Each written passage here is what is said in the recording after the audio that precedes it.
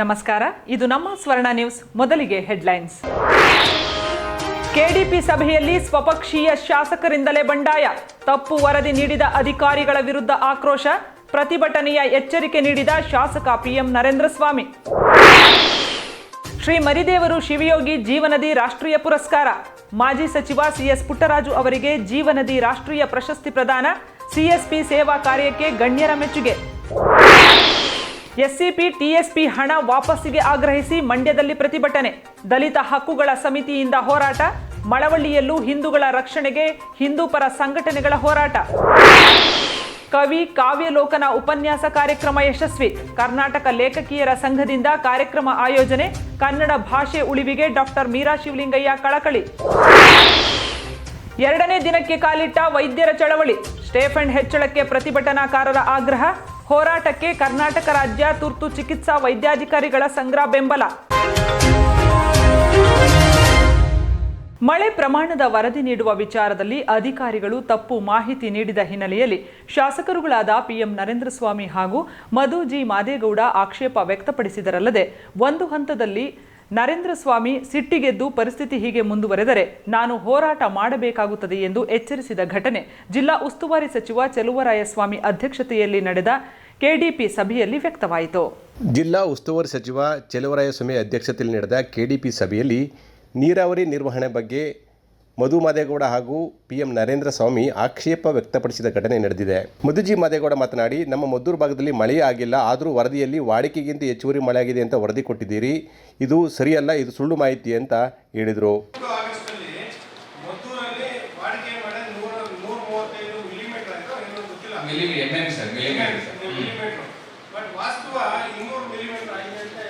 ಅಲ್ಲ sir, ಮದ್ದೂರಲ್ಲಿ sir ವಾಡಿಕೆ 128 sir.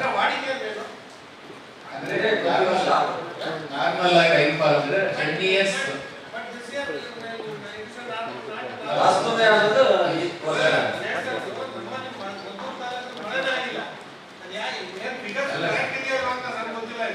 ಇಲ್ಲ ಇದು ಡೇಟಾ ನಾವು ಕೇಸ್ ಎನ್ಎನ್ಸಿ ಅಂತ ಇರುತ್ತೆ ಸರ್, ರೈನ್ ಡೇಸ್ ಅಂತ ಮಾಡಿರ್ತಾರೆ ಸರ್. ಈ ಸಂದರ್ಭದಲ್ಲಿ ಜಿಲ್ಲಾಧಿಕಾರಿಗಳು ಮಧ್ಯ ಪ್ರವೇಶಿಸಿ ಸ್ಪಷ್ಟ ಉತ್ತರ ನೀಡಲು ಮುಂದಾದರು. ಮುಂದುವರೆದು ಮಾತನಾಡಿದ ಮಧು ಮಾದೇಗೌಡ, ಮದ್ದೂರಿನಲ್ಲಿ ಯಾವ ಕೆರೆ ತುಂಬಿದೆ ಹೇಳಿ ನೀರಾವರಿ ಇಲಾಖೆ ರಘುರಾಮಗೆ ಇವರು ತರಾಟೆಗೆ ತೆಗೆದುಕೊಂಡರು. ಈ ಸಂದರ್ಭದಲ್ಲಿ ಚೆಲುವರಾಯಸ್ವಾಮಿ ಕೂಡ ಮಧ್ಯ ಪ್ರವೇಶಿಸಿ ಪರಿಸ್ಥಿತಿಯನ್ನು ನಿಯಂತ್ರಿಸಲು ಮುಂದಾದರು. ಮಾಜಿ ಸಚಿವರು ಹಾಗೂ ಶಾಸಕರಾದ ನರೇಂದ್ರ ಸ್ವಾಮಿ ಮಾತನಾಡಿ, ನಾನು ರೂಲಿಂಗ್ ಪಾರ್ಟಿ MLA ಆಗಿದ್ದರೂ ಕೂಡ ರೈತರನ್ನ ಕರೆತಂದು ಹೋರಾಟ ಮಾಡಬೇಕಾಗುತ್ತದೆ ಅಂತ ಎಚ್ಚರಿಕೆ ನೀಡಿದರು. ಕನ್ನಂಬಾಡಿ ತುಂಬಿ ಎಷ್ಟು ದಿನ ಆಯಿತು, ಟ್ಯಾಂಕ್ ಭರ್ತಿ ಮಾಡೋಕ್ಕೆ ವಿಳಂಬ ಯಾಕೆ, ವಾಟರ್ ಮ್ಯಾನೇಜ್ಮೆಂಟ್ ಫುಲ್ ಫೇಲ್ಯೂರ್ ಆಗಿದೆ ಅಂತ ಆರೋಪ ಮಾಡಿದರು. ಅವಶ್ಯಕತೆ ಇಲ್ಲದ ಕಾನೂನು ಮಾಡಿಕೊಂಡು ಕುಂತಿದ್ದಾರೆ ಮಂತ್ರಿಗಳು, ಅದನ್ನು ಕೇಳಿಕೊಂಡು ಕೂರಕ್ಕಾಗಲ್ಲ, ನಾವು ಬರೋದು ಸುಮ್ಮನೆ ಕೂತು ಹೋಗೋಕ್ಕಲ್ಲ ಅಂತ ತಮ್ಮ ಅಸಮಾಧಾನವನ್ನು ಹೊರಹಾಕಿದರು.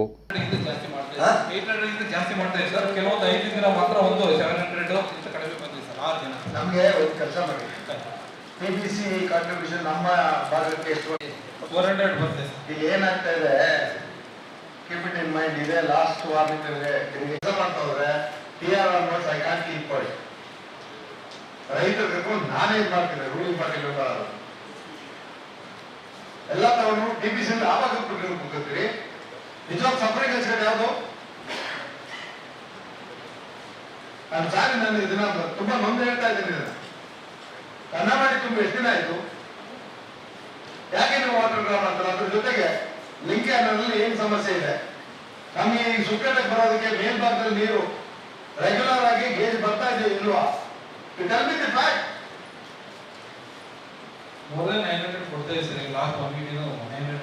ಒಂದು ವಾರ ನೀವು ಹೇಳ್ತಾ ಇದ್ರಲ್ಲ, ಇದನ್ನ ನೀವು TBC ಎಷ್ಟು ಎತ್ಕೊಂಡಿರ್ತಾರೆ ಇಲ್ಲಿ ನೋಡುತ್ತೆ ನಮ್ಮ ಬಾಳ್ಕೊಡೋದು ಸ್ಕೌಡಿಂದ ಮತ್ತೆ ಇವಾಗ TBC ನನ್ಗೆ ಒಂದು ಸ್ವಲ್ಪ ಪೋರ್ಷನ್ ಇರುತ್ತೆ. ನಮ್ದು ನಮ್ಮ ಇನ್ನುಳಿದಲ್ಲಿ ಯಾವ್ದು ಬರ್ಬೇಕು, ನಮ್ಗೆ ಹೆಬ್ಬಪಾಡಿಲೇ ಬರ್ಬೇಕು, ಇಲ್ಲ ಸ್ಕೋರ್ ಅಲ್ವ ಎರಡು ಬಿಟ್ಟರೆ ನಮ್ಗೆ ಇನ್ನೇನು ದಾರಿ ಇಲ್ಲ ಅವರಲ್ವಾ?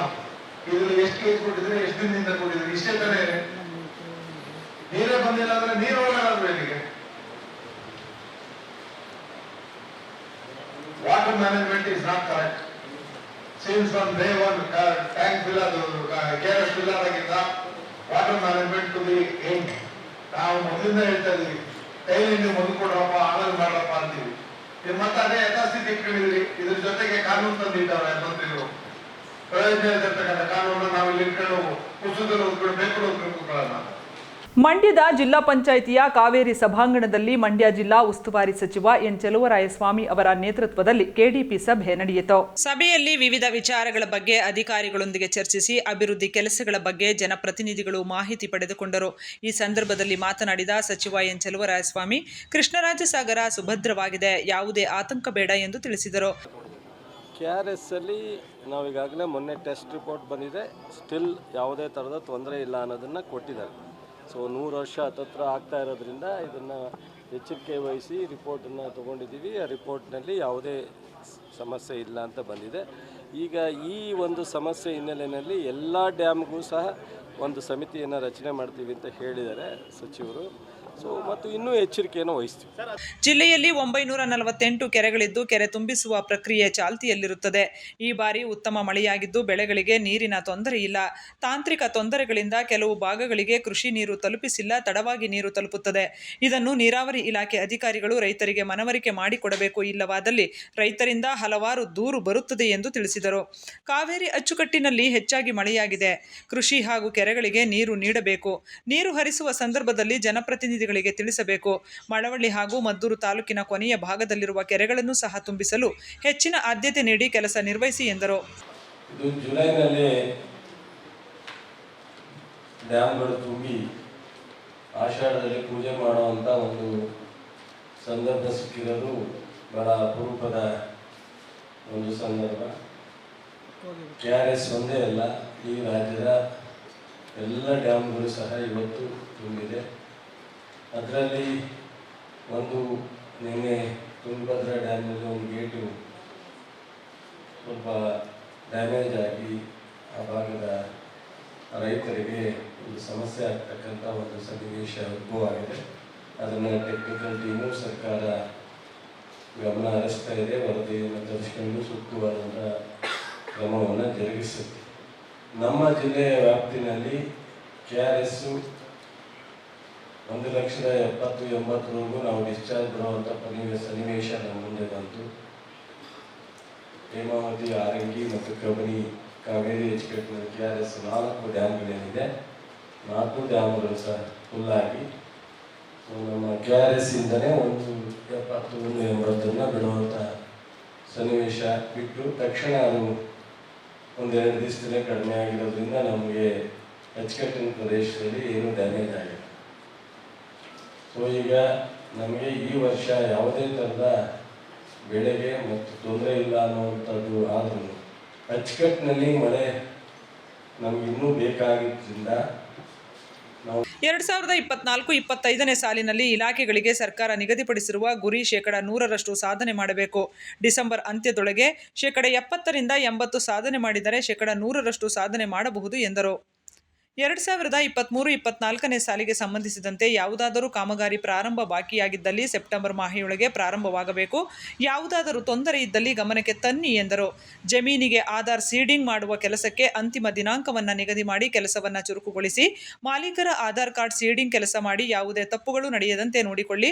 ಶ್ರೀರಂಗಪಟ್ಟಣ ಶಾಸಕ ಹಾಗೂ ಚಾಮುಂಡೇಶ್ವರಿ ವಿದ್ಯುತ್ ಸರಬರಾಜು ನಿಗಮದ ಅಧ್ಯಕ್ಷ ರಮೇಶ್ ಬಾಬು ಬಂಡಿ ಸಿದ್ದೇಗೌಡ ಅವರು ತಿಳಿಸಿದರು. KRS ಜಲಾಶಯದ ಸುತ್ತ ಅನಧಿಕೃತ ರೆಸಾರ್ಟ್ಗಳು ಹೆಚ್ಚಾಗುತ್ತಿದೆ.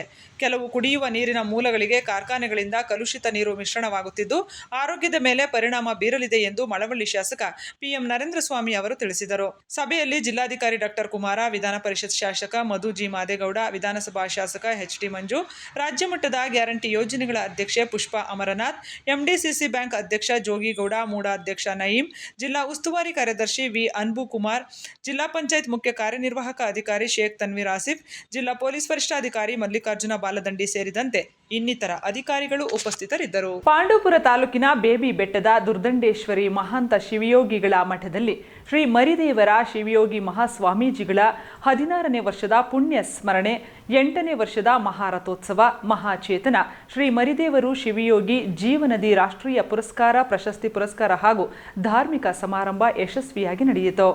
ಶ್ರೀ ಮರಿದೇವರು ಶಿವಯೋಗಿ ಮಹಾಸ್ವಾಮೀಜಿಗಳ ಭಾವಚಿತ್ರಕ್ಕೆ ಪುಷ್ಪಾರ್ಚನೆ ಮಾಡುವ ಮೂಲಕ ಗಣ್ಯರು ಕಾರ್ಯಕ್ರಮಕ್ಕೆ ಚಾಲನೆ ನೀಡಿದರು. ತರುವಾಯ ಮಾಜಿ ಶಾಸಕ CS ಪುಟ್ಟರಾಜು ಅವರಿಗೆ ಶ್ರೀ ಮರಿದೇವರು ಶಿವಯೋಗಿ ಜೀವನದಿ ರಾಷ್ಟ್ರೀಯ ಪುರಸ್ಕಾರ ನೀಡಿ ಗೌರವಿಸಲಾಯಿತು. ನಂತರ ಪ್ರೊಫೆಸರ್ ಕೃಷ್ಣೇಗೌಡ ಮಾತನಾಡಿ, ಮನಸ್ಸುಗಳನ್ನು ಅರಳಿಸುವ ಕೆಲಸಗಳು ಆಗಬೇಕು. ನಾನು ಮಾತನಾಡಿದರೆ ಏನು ಮಾತನಾಡಿದರು ಅನ್ನುವುದನ್ನು ಕೇಳುವುದು ಸಂಸ್ಕೃತಿ ಮತ್ತು ಅಭಿರುಚಿಯಾಗಿದೆ ಎಂದರು. ಕಾರ್ಯಕ್ರಮದಲ್ಲಿ 20,000 ಮಂದಿ ಭಾಗವಹಿಸುತ್ತಾರೆ ಎನ್ನುವುದು ಮುಖ್ಯವಲ್ಲ, ಆದರೆ ಸಭ್ಯತೆಯಿಂದ ನಡೆದುಕೊಳ್ಳುವುದು, ಭಾಷಣ ಕೇಳುವುದು ಮುಖ್ಯ. ಇಂತಹ ಅಭಿರುಚಿಯನ್ನ ಪುಟ್ಟರಾಜು ಅವರಲ್ಲಿ ಕಂಡಿದ್ದೇನೆ ಎಂದರು. ಆದರೂ ಇದೊಂದು ಸಾಹಿತ್ಯ ಸಮ್ಮೇಳನ, ನನ್ನ ಪಾತ್ರ ಏನು, ನಾನು ಎಷ್ಟು ದೂರದಲ್ಲಿ ನಿಂತಿರ್ಬೇಕು, ಈ ಕಾರ್ಯಕ್ರಮ ಹೆಂಗ್ ನಡೀಬೇಕು ಅನ್ನುವಂಥ ಒಂದು ಪರಿಕಲ್ಪನೆ ಇರುತ್ತೆ. ಒಬ್ಬ ನಾಯಕ ಬೆಳೆಯೋದು ಹಾಗೆ. ನಾನು ಅದಕ್ಕೆ ಹೇಳಿದೆ, MLA ಆಗೋದು ಬೇರೆ, ಮಂತ್ರಿ ಆಗೋದು ಬೇರೆ, ಲೀಡರ್ ಆಗೋದು ಬೇರೆ. ಲೀಡರ್ ಆಗೋದಕ್ಕೊಂದು ಅಂತಃಸತ್ವ ಬೇಕು. ಅಂತಃಸತ್ವವುಳ್ಳವರು ಪುಟ್ಟರಾಜು ಅವರು. ಚಲನಚಿತ್ರ ನಟಿ ತಾರಾ ಅವರು ಮಾತನಾಡಿ, ಪುಟ್ಟರಾಜು ಅವರಿಗೆ ದೈವಬಲ, ಗುರುಬಲವಿದೆ ಎಂದು ತಿಳಿಸಿದರು. ಹೊಂದಿಕೊಂಡು ಅಪ್ಕೊಂಡು ನಮ್ಮ ಜೊತೆನೇ ಇಟ್ಕೊಂಡು ನಮ್ಗೆ ಎಷ್ಟು ಒಂದ್ ರೀತಿಯಾಗಿ ಕರ್ಕೊಂಡು ಹೋದ್ರು ಅಂತಂದ್ರೆ, ನಮ್ಮ ಮನೆಗೆ ಫೋನ್ ಮಾಡಿ ಹೇಳ್ತಿದ್ದೆ ನಮ್ಮ ಯಜಮಾನ್ರಿಗೆಲ್ಲಾನು, ಇಲ್ಲ ಕಣ್ರಿ ಇಲ್ಲೊಬ್ಬ ಅಣ್ಣ ಸಿಕ್ಕಿದ್ದಾನೆ, ಅತ್ತಿಗೆ ಸಿಕ್ಕಿದ್ದಾನೆ, ಎಲ್ಲ ನೋಡ್ಕೊಳ್ತಾವ್ರು ನಮ್ಮನ್ನ ಅಂತ ಅಷ್ಟೇ ಜಾಗೃತೆಯಿಂದ ಕರ್ಕೊಂಡು ಬಂದ್ರು. ಆವತ್ತಿಂದ ನಮ್ಮ ಒಂದು ರೀತಿಯಾದ ಒಂದು ಸಂಬಂಧ ಹಾಗೆ ಬೆಳೀತು. ಇದೇ ಸಂದರ್ಭದಲ್ಲಿ ಪ್ರತಿಭಾ ಪುರಸ್ಕಾರ, ಧಾರ್ಮಿಕ ಕಾರ್ಯಕ್ರಮ ನಡೆಯಿತು. ಕಾರ್ಯಕ್ರಮದಲ್ಲಿ ಶ್ರೀ ತ್ರಿನೇತ್ರ ಮಹಾಂತ ಶಿವಯೋಗಿ ಸ್ವಾಮೀಜಿ, KRDL ಮಾಜಿ ಅಧ್ಯಕ್ಷ ರುದ್ರೇಶ್ ಸೇರಿದಂತೆ ಮಠದ ಸದ್ಭಕ್ತರು ಉಪಸ್ಥಿತರಿದ್ದರು. SC, SP ಮತ್ತು TSP ಉಪಯೋಜನೆ ಸಮರ್ಪಕ ಜಾರಿಗೆ ಒತ್ತಾಯಿಸಿ ದಲಿತ ಹಕ್ಕುಗಳ ಸಮಿತಿ ವತಿಯಿಂದ ಮಂಡ್ಯದ ಜಿಲ್ಲಾಧಿಕಾರಿಗಳ ಕಚೇರಿ ಎದುರು ಪ್ರತಿಭಟನೆ ನಡೆಸಿ ಜಿಲ್ಲಾಧಿಕಾರಿಗಳಿಗೆ ಮನವಿ ಪತ್ರ ಸಲ್ಲಿಸಲಾಯಿತು. SC, SP ಮತ್ತು TSP ಉಪಯೋಜನೆ ಸಮರ್ಪಕ ಜಾರಿಗೆ ಒತ್ತಾಯಿಸಿ ದಲಿತ ಹಕ್ಕುಗಳ ಸಮಿತಿ ವತಿಯಿಂದ ಮಂಡ್ಯದ ಜಿಲ್ಲಾಧಿಕಾರಿಗಳ ಕಚೇರಿ ಎದುರು ಪ್ರತಿಭಟನೆ ನಡೆಸಲಾಯಿತು. ಸಂಘಟನೆಯ ಜಿಲ್ಲಾಧ್ಯಕ್ಷರಾದ ಕೃಷ್ಣ, ರಾಜ್ಯ ಉಪಾಧ್ಯಕ್ಷ ರಾಜಶೇಖರ ಮೂರ್ತಿ ಅವರ ನೇತೃತ್ವದಲ್ಲಿ ಜಿಲ್ಲಾಧಿಕಾರಿಗಳ ಕಚೇರಿ ಬಳಿ ಆಗಮಿಸಿದ ಕಾರ್ಯಕರ್ತರು ಪ್ರತಿಭಟನೆ ನಡೆಸಿದರು.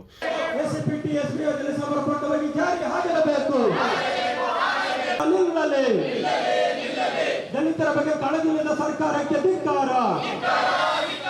ರಾಜ್ಯ ಸರ್ಕಾರ ಗ್ಯಾರಂಟಿ ಯೋಜನೆಗೆ ಬಳಸಿಕೊಂಡಿರುವ SC, SP ಮತ್ತು TSP ಯೋಜನೆ ಹಣವನ್ನು ಹಿಂದಿರುಗಿಸಬೇಕು. ದಲಿತ ಅಭಿವೃದ್ಧಿಗಾಗಿ ವಿಶೇಷ ಸಭೆ ನಡೆಸಬೇಕು.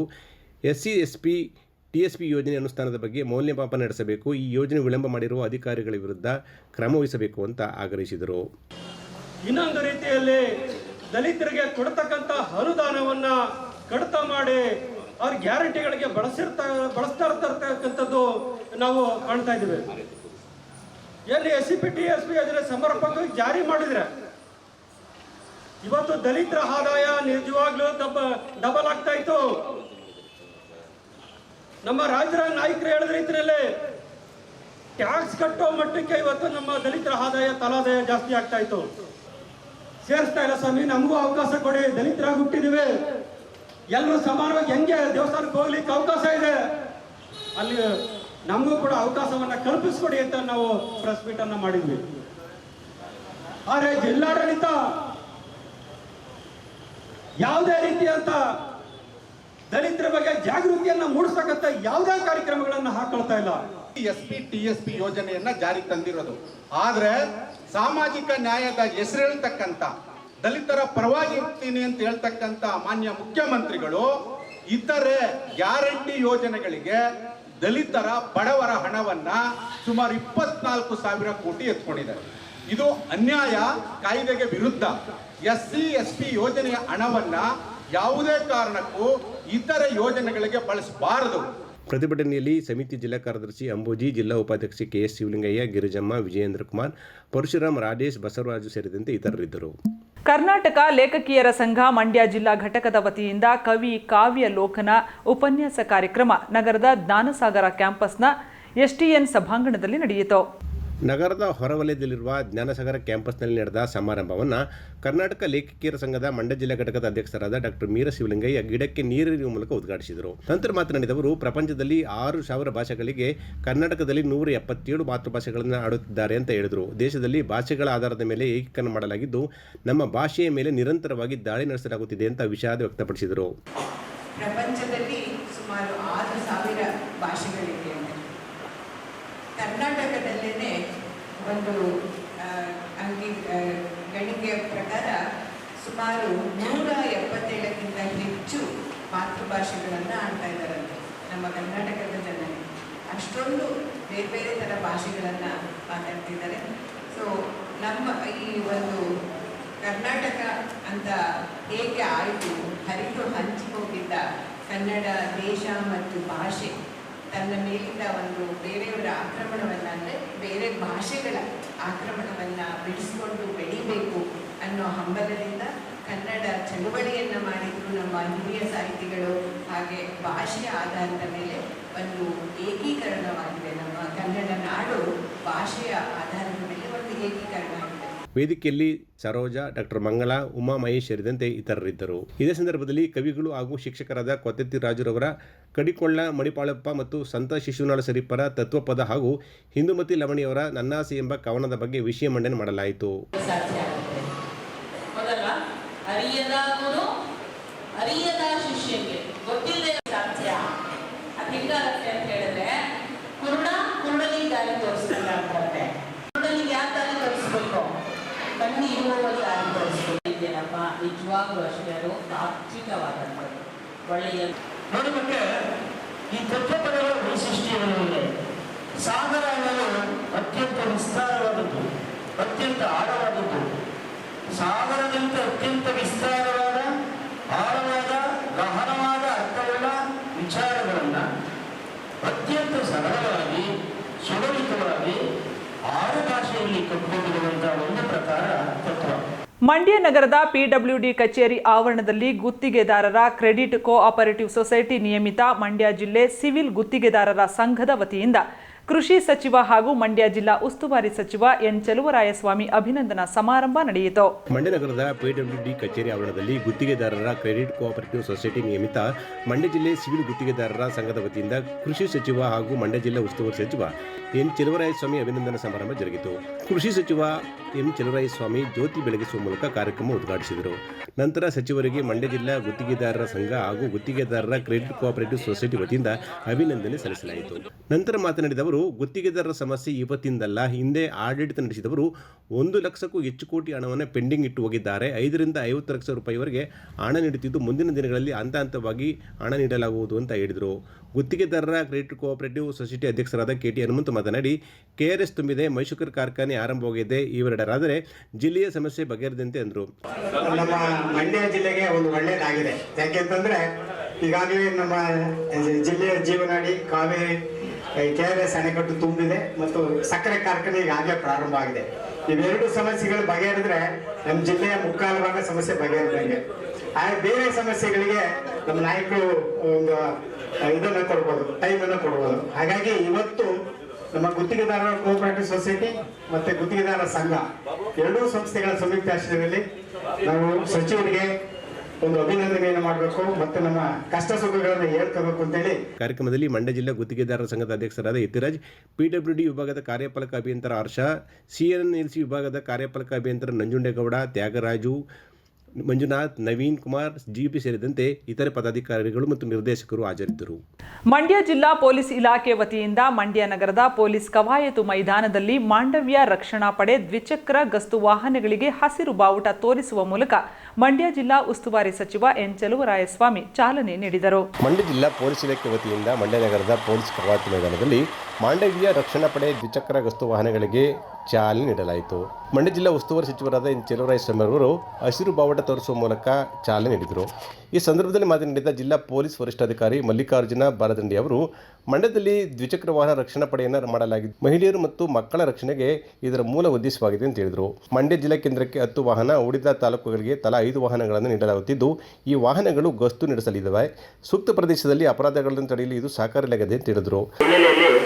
ಆ ಎಲ್ಲ ಬೈಕ್ಗಳಿಗೆ ಒಂದು ಹೊಸ ರೂಪವನ್ನು ಕೊಟ್ಟು ಆ ವಾಹನಗಳಿಗೆ ಬ್ಲಿಂಕರ್ಸ್ಗಳನ್ನು, ಸೈರನ್ಗಳನ್ನು ಮತ್ತು ಮೈಕ್ ಸಿಸ್ಟಮ್, ಸ್ಪೀಕರ್ಗಳನ್ನು ಅಳವಡಿಸಿ ಗ್ರೂಪ್ ಆಗಿ ಒಟ್ಟು 40 ಸಂಖ್ಯೆಯ ಈ ವಾಹನಗಳು ಗ್ರೂಪ್ ಆಗಿ ಒಂದು ಪ್ರದೇಶದಲ್ಲಿ ಸೆನ್ಸಿಟಿವ್ ಸೂಕ್ಷ್ಮ ಪ್ರದೇಶಗಳಲ್ಲಿ ಸಂಚರಿಸಲಿಕ್ಕೆ ಒಂದು ಉಪಯೋಗವಾಗುವ ರೀತಿಯಲ್ಲಿ ನಾವು ಇವನ್ನ ರೂಪವನ್ನು, ವಿನ್ಯಾಸವನ್ನು ಬದಲಿಸಿ ಈ ದಿನ ಇವನ್ನ ಚಾಲನೆ ಕೊಡ್ತಾ ಇದ್ದೀವಿ. ಇದರಲ್ಲಿ ಮುಖ್ಯವಾಗಿ ಮಹಿಳೆಯರು ಮತ್ತು ಮಕ್ಕಳ ಒಂದು ಸಂರಕ್ಷಣೆಗೆ, ಅದರಲ್ಲೂ ಮುಖ್ಯವಾಗಿ ಸೂಕ್ಷ್ಮ ಪ್ರದೇಶಗಳಲ್ಲಿ ಏನಾದರೂ ಅಫೆನ್ಸ್ಗಳು ನಡೀತಾ ಇದ್ರೆ ಅಪರಾಧಗಳನ್ನು ತಡೀಲಿಕ್ಕೆ ಒಂದು ಉಪಯುಕ್ತವಾಗಿ ಆಗ್ತದೆ. ಅದ್ರ ಜೊತೆಗೆ ಏನಾದರೂ ಟ್ರಾಫಿಕ್ ಜಾಮ್ ಆಯಿತು ಅಥವಾ ಏನಾದರೂ ತೊಂದರೆ ಇಲ್ಲಿದ್ರೆ ಅವರು ಉಳಿದ ಎಲ್ಲ ತಾಲೂಕಾ ಕೇಂದ್ರಗಳಲ್ಲಿ ಮತ್ತು ಸೂಕ್ಷ್ಮ ಪ್ರದೇಶಗಳಿಗೆ 5 ಬೈಕ್ನಂತೆ ಇವರು ಸತತವಾಗಿ ಗಸ್ತವನ್ನು ಮಾಡ್ತಾರೆ. ನಂತರ ರಕ್ಷಣಾ ಪಡೆ ಮಂಡ್ಯದಲ್ಲಿ ಗಸ್ತು ತಿರುಗಿತು. ಈ ಸಂದರ್ಭದಲ್ಲಿ ಶಾಸಕ ರಮೇಶ್ ಬಾಬು ಪಂಡಿಸಿದೇಗೌಡ, ಜಿಲ್ಲಾಧಿಕಾರಿ ಡಾಕ್ಟರ್ ಕುಮಾರ, ಜಿಲ್ಲಾ ಪಂಚಾಯತ್ ಸಿಇಒ ಶೇಖ್ ತನ್ವೀರ್ ಆಸಿಫ್ ಸೇರಿದಂತೆ ಇನ್ನಿತರರಿದ್ದರು. ಬಾಂಗ್ಲಾದೇಶದಲ್ಲಿ ಅಲ್ಪಸಂಖ್ಯಾತ ಹಿಂದೂಗಳ ಮೇಲೆ ನಿರಂತರವಾಗಿ ನಡೆಯುತ್ತಿರುವ ದೌರ್ಜನ್ಯವನ್ನ ಖಂಡಿಸಿ ಮಳವಳ್ಳಿ ಪಟ್ಟಣದಲ್ಲಿ ಸೋಮವಾರ ಹಿಂದೂ ಹಿತರಕ್ಷಣಾ ಸಮಿತಿ ಸದಸ್ಯರು ಪ್ರತಿಭಟನಾ ಮೆರವಣಿಗೆ ನಡೆಸಿದರು. ಮಳವಳ್ಳಿ ಪಟ್ಟಣದ ಕೋಟೆ ಶ್ರೀ ಗಂಗಾಧರೇಶ್ವರ ಸ್ವಾಮಿ ದೇವಾಲಯದ ಆವರಣದಿಂದ ಮೆರವಣಿಗೆ ಹೊರಟ ಸಮಿತಿಯ ಸದಸ್ಯರು ದಾರಿಯುದ್ದಕ್ಕೂ ಹಿಂದೂಗಳ ಮೇಲಿನ ದೌರ್ಜನ್ಯ ಖಂಡಿಸಿ ಘೋಷಣೆ ಕೂಗಿದರು. ಪೇಟೆ ವೃತ್ತದಲ್ಲಿ ಮಾನವ ಸರಪಳಿ ನಿರ್ಮಿಸಿ ತಮ್ಮ ಆಕ್ರೋಶವನ್ನು ವ್ಯಕ್ತಪಡಿಸಿದರು.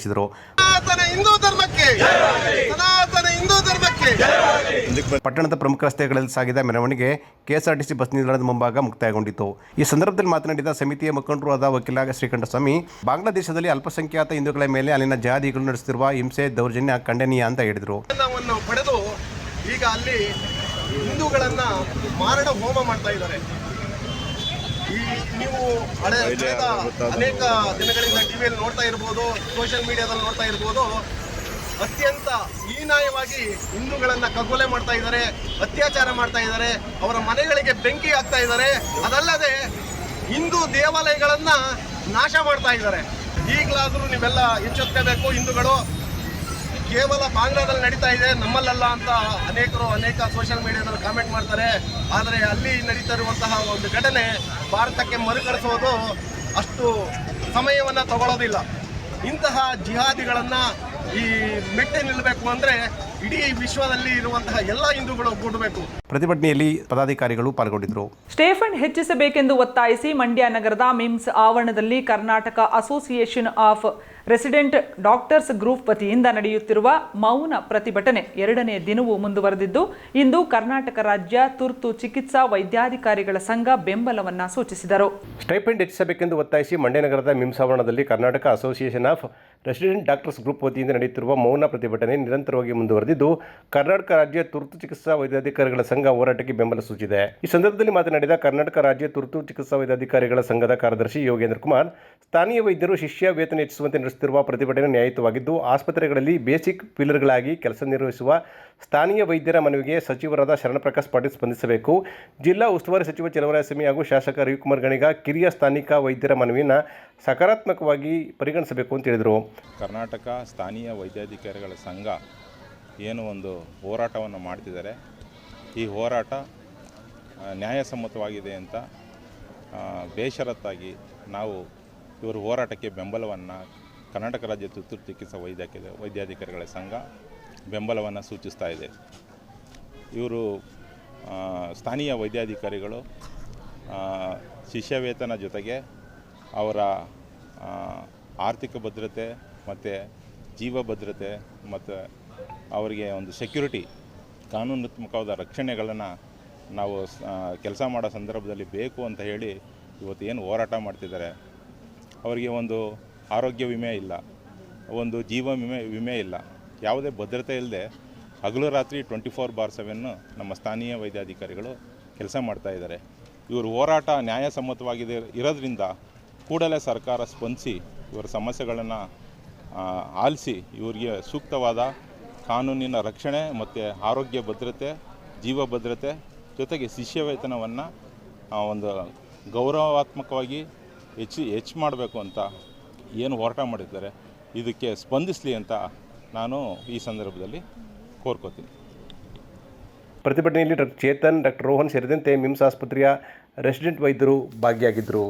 ಗೌತಮ ಬುದ್ಧ ಪ್ರತಿಮೆ ಅನಾವರಣ ಹಾಗೂ ಮಂಡ್ಯದಿಂದ ಶ್ರೀರಂಗಪಟ್ಟಣ ತಾಲೂಕಿನವರೆಗೆ ಬುದ್ಧರ ಪ್ರತಿಮೆ ಬರವಣಿಗೆ ಹಾಗೂ ಬೃಹತ್ ಬೈಕ್ ಜಾಥಾ ಕಾರ್ಯಕ್ರಮವನ್ನು ಆಗಸ್ಟ್ 15ರಂದು ಮಂಡ್ಯ ನಗರದ ಸರ್ ಎಂ ವಿಶ್ವೇಶ್ವರಯ್ಯ ಕ್ರೀಡಾಂಗಣದ ಬಳಿ ಹಮ್ಮಿಕೊಳ್ಳಲಾಗಿದೆ ಎಂದು ಬುದ್ಧ ಭಾರತ ಫೌಂಡೇಶನ್ನ ದಮ್ಮವೀರ ಬಂತೇಜಿ ತಿಳಿಸಿದರು. ಸುದ್ದಿಗಾರರೊಂದಿಗೆ ಮಾತನಾಡಿದ ಬುದ್ಧ ಭಾರತ ಫೌಂಡೇಶನ್ನ ದಮ್ಮವೀರ ಬಂತೇಜಿ ಅವರು, ಈ ಹಿಂದೆ ಜಿಲ್ಲಾಧಿಕಾರಿಗಳ ಕಚೇರಿ ಬಳಿಯಿಂದ ಕಾರ್ಯಕ್ರಮ ಆಯೋಜಿಸಲು ತೀರ್ಮಾನಿಸಲಾಗಿತ್ತು. ಆದರೆ ಈಗ ಮಂಡ್ಯ ನಗರದ ಕ್ರೀಡಾಂಗಣದ ಬಳಿ ಗೌತಮ ಬುದ್ಧರ ಪ್ರತಿಮೆ ಅನಾವರಣ ಮತ್ತು ಬೃಹತ್ ಬೈಕ್ ಜಾಥಾ ಕಾರ್ಯಕ್ರಮವನ್ನು ಹಮ್ಮಿಕೊಳ್ಳಲಾಗಿದೆ ಎಂದು ಹೇಳಿದರು.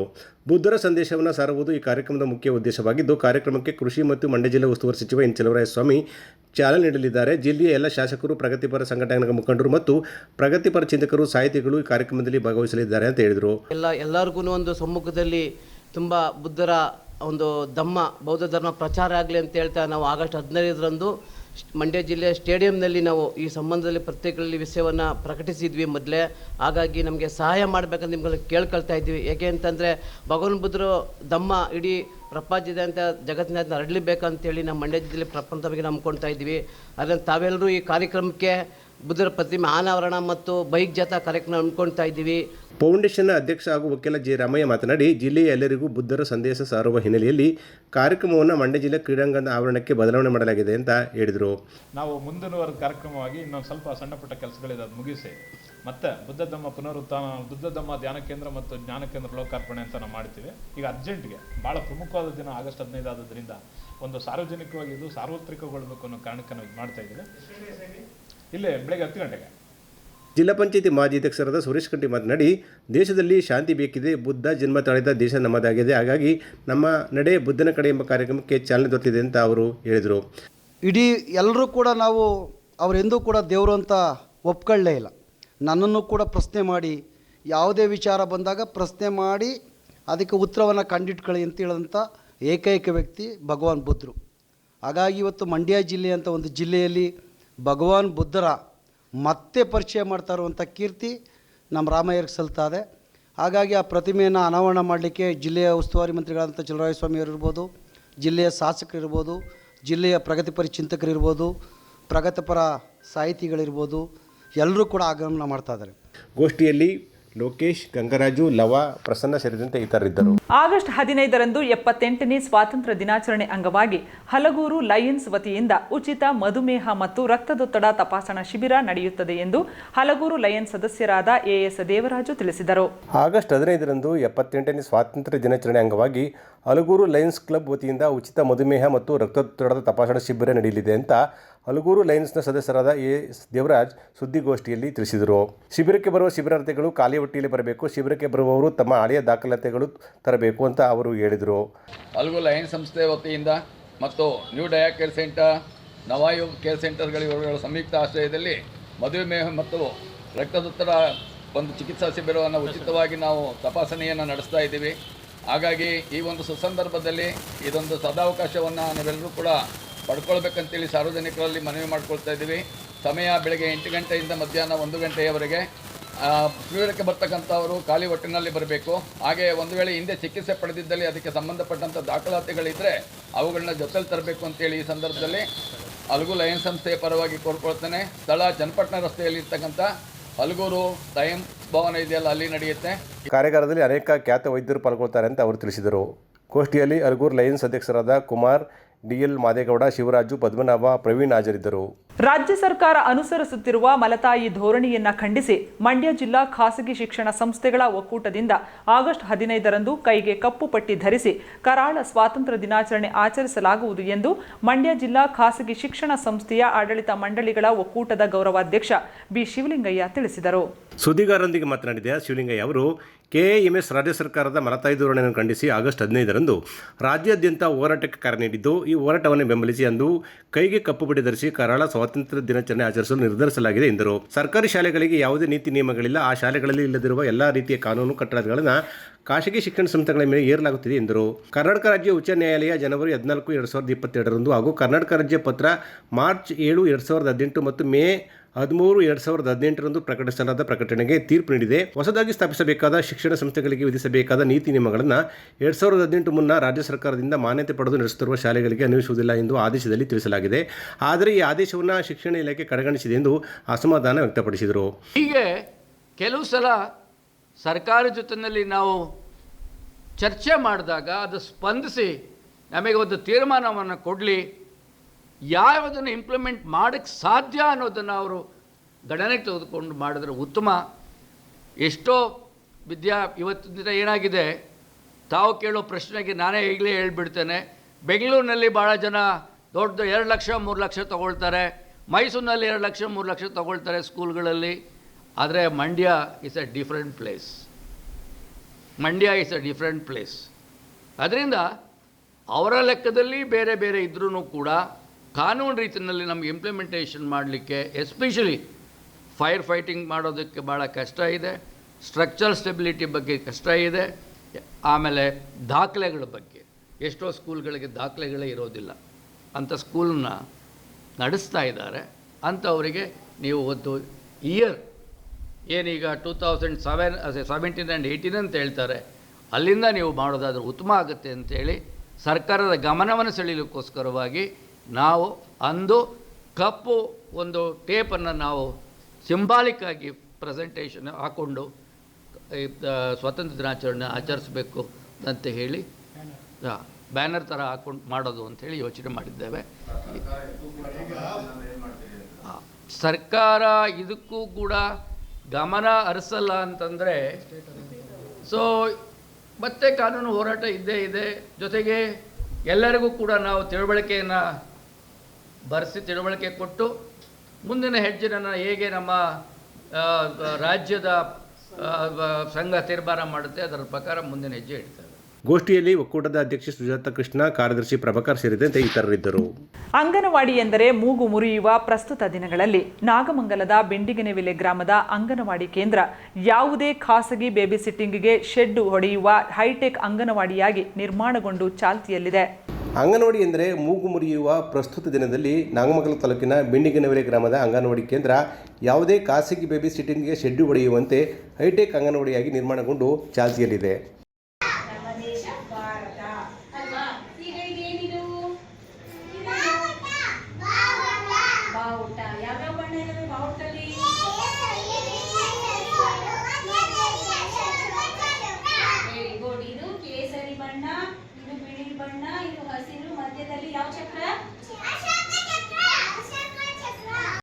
ಅಂಗನವಾಡಿ ಕೇಂದ್ರ ಬಿಲ್ಡಿಂಗಲ್ಲಿ ಒಂದರಲ್ಲಿ ಸ್ವಲ್ಪ ವರ್ಷದಿಂದ ಕೆಲಸನ ನಿರ್ವಹಿಸ್ತಾ ಇದ್ದೀನಿ.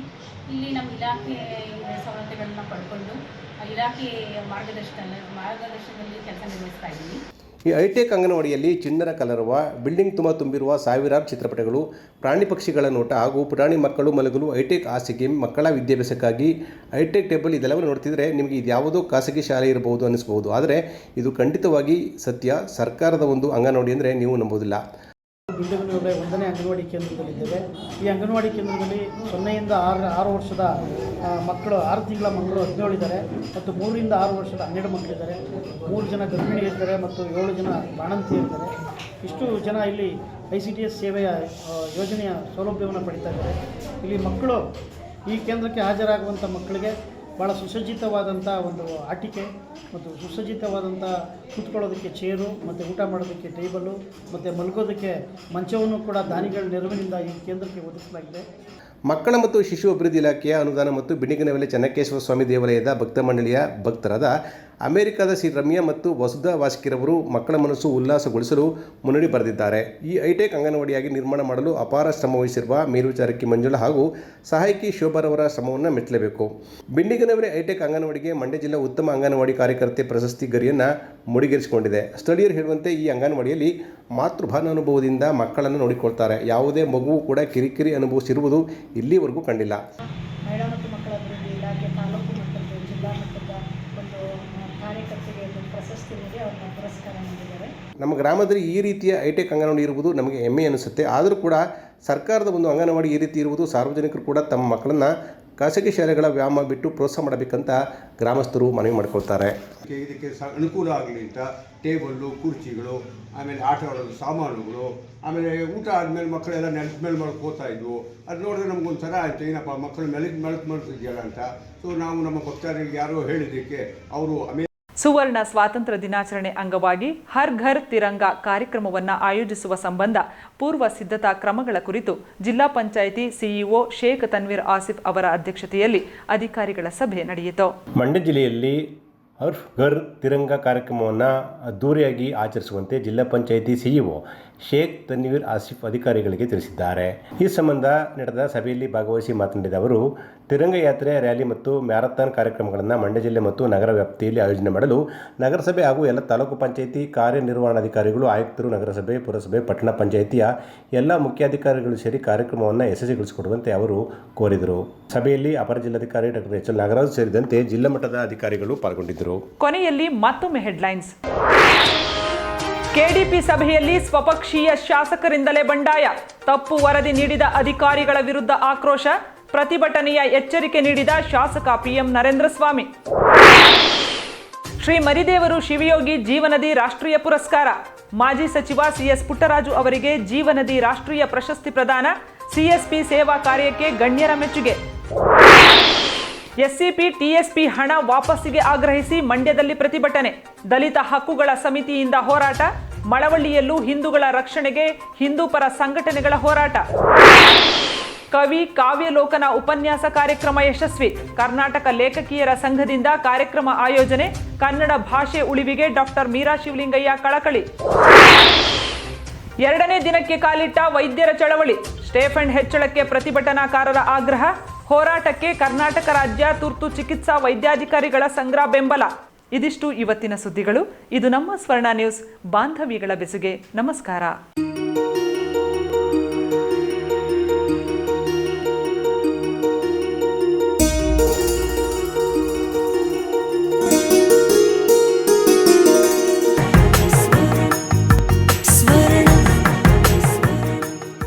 ಸ್ವರ್ಣ, ಇದು ಬಾಂಧವ್ಯಗಳ ಬೆಸುಗೆ